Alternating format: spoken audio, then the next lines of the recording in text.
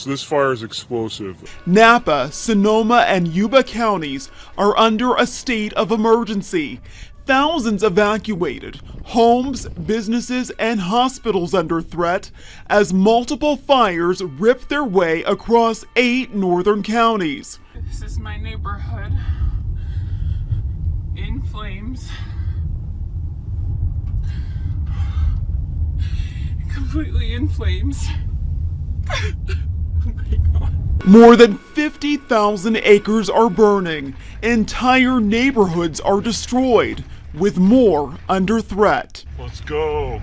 I just saw flames all up on the hill behind my house. I don't know if I'm going to have a home when I go home. Those numbers are expected to get worse. We're all in a state of devastation right now. The fires are advancing rapidly due to strong winds and dry conditions, with some at 0% containment. The focus is on evacuations and fire safety. It was literally move people from out of the front of the path of this fire.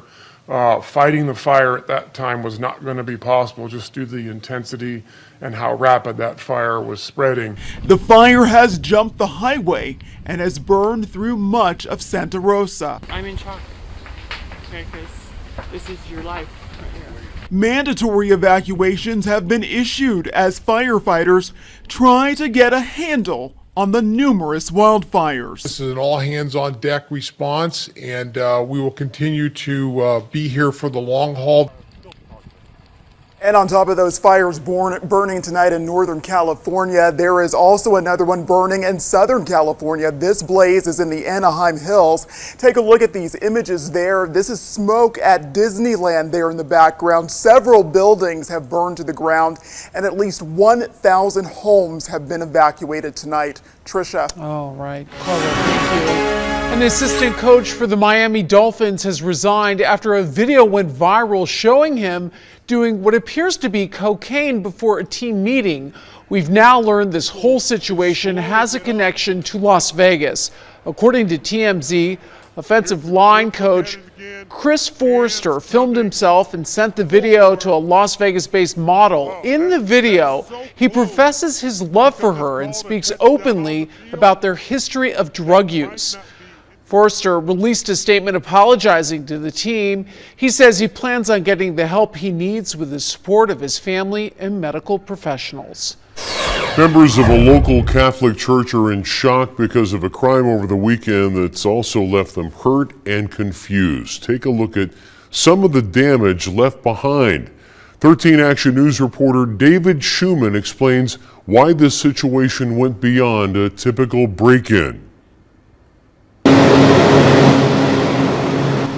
Hardly take a step in Chaldean Catholic Church St. Barbara without bumping into a fan. They're drying the ground because sprinklers went off when intruders apparently set fire to the area around the altar. We were shocked. We're all shocked about it. Father Ray Sarkis says the place was ransacked, donation boxes broken open, a safe and a sound system stolen. Members of the small church say they're heartbroken. Who would do something like this and why? You know, what did we do to kind of like upset somebody, or what was the reasoning? Like, what were they getting out of it? Almost all of the 150 to 200 families here are Iraqi, having come to America at some point in the last several decades seeking religious freedom. Without knowing anything about a motive yet, church members do not want to call this a hate crime.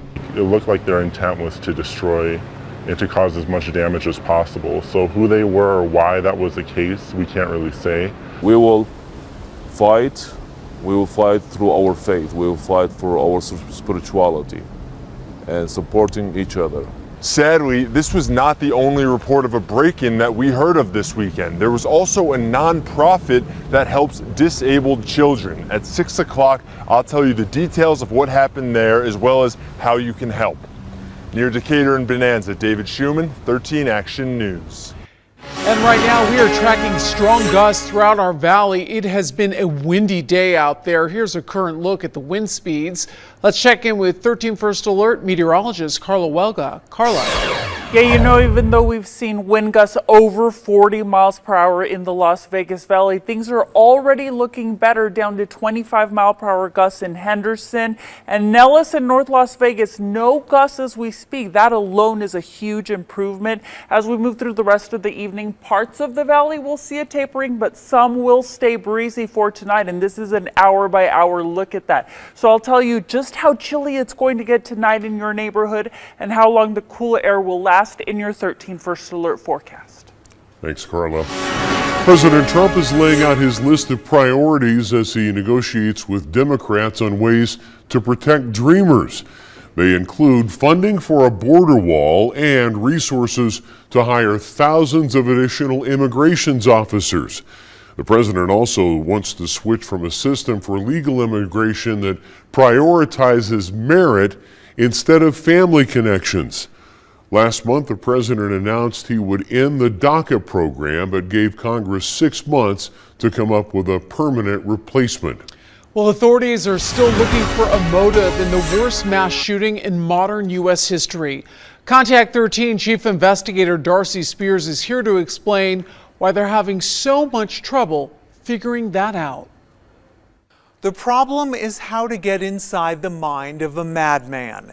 ABC News is reporting that investigators increasingly believe Stephen Paddock suffered from severe but undiagnosed mental illness.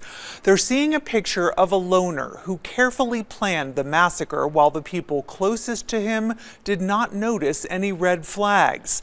Investigators have asked the Clark County coroner to expedite studies of Paddock's brain to determine if they could find some sort of anomaly that would indicate a psychiatric disorder.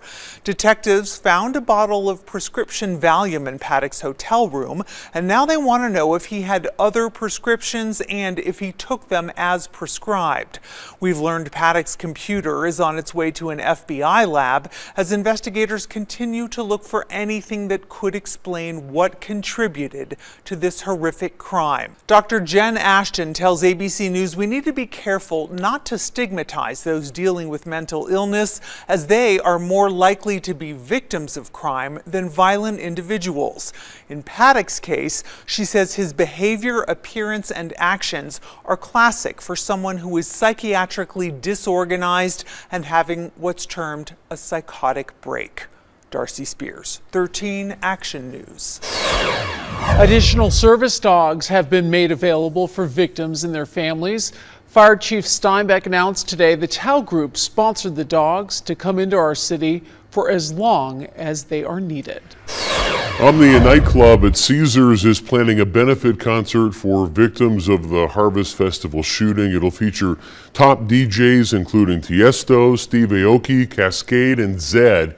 It's happening Tuesday, November 7th at Omnia. Tickets start at $30. 100% of the proceeds will go to the Las Vegas Victims Fund. And we have a full list of benefits and other ways you can help the victims. Just go to our website, ktnv.com/Las Vegas shooting. New at 5, a man races down the street in a stolen ambulance, putting lives in danger. How police say he was able to get behind the wheel in the first place. You're starting to see gluten-free labels on everything. The product claims to be gluten-free, but is it really? Next, Contact 13 looks into whether or not you're being misled by food labels. And they've won 2 games on the road. Now the Golden Knights are headed home. Hear how the team plans to win over the people of Las Vegas. New video tonight out of Michigan shows police chasing down a suspect who decided to take an ambulance for a joyride. Police say the man stole the ambulance after it was left unattended at a hospital. You can see the officers chasing it down the street. At one point, the suspect swerves into a ravine, then back out onto the road. Moments later, he slows down and an officer jumps out with his weapon drawn. The man was finally arrested. He's now facing a number of charges, including at least 1 felony. New at 5, you've likely been to the grocery store and picked one product over another because of health claims. Nutritionists are warning some of those labels can be misleading. Well, tonight, we're looking into whether you're getting what you pay for when it comes to your money and health. Gluten is actually a protein. It's a protein network, really. So water has no protein, it has no gluten. And you're starting to see gluten-free labels on everything. Nutritionist Monica Salafia says gluten-free labels aren't the only misleading claims hiding on our grocery store shelves. If it's free of this, what's being added to make it taste better? The fat-free creamer, yes, it might be fat-free, but look at the sugar content. And it either has a greater amount of sugar or sugar substitutes to compensate for lack of flavor. Same goes for sugar-free Oreos. An original Oreo cookie has 2 grams of fat, but in a sugar-free Oreo, 3 extra grams of fat are added. And zero trans fat products are super deceiving. Oftentimes, companies make the serving size so small, making the percentage of trans fat 0, when actually there is some in the product. I think the reason they can, quote, get away with it is because they want to market their product to that health-conscious consumer that everyone is turning into. Take hormone-free chicken. Did you know the FDA has a mandate that all chicken has to be hormone-free? Don't get carried away when you see that claim. Finally, whole wheat is another red flag to watch out for. If the label doesn't say whole grain, then your product can technically have processed flour in it. Just because it's labeled as such doesn't automatically mean it's healthier or better for you. Although many of the health claims on food items aren't false, they can be misleading, including gluten-free water. In order to be a smart shopper, nutritionists recommend researching the products you love to better understand their health benefits. The NHL has recognized one of the Golden Knights for his stellar play. Goalie Marc-Andre Fleury has been named the league's second star of the week.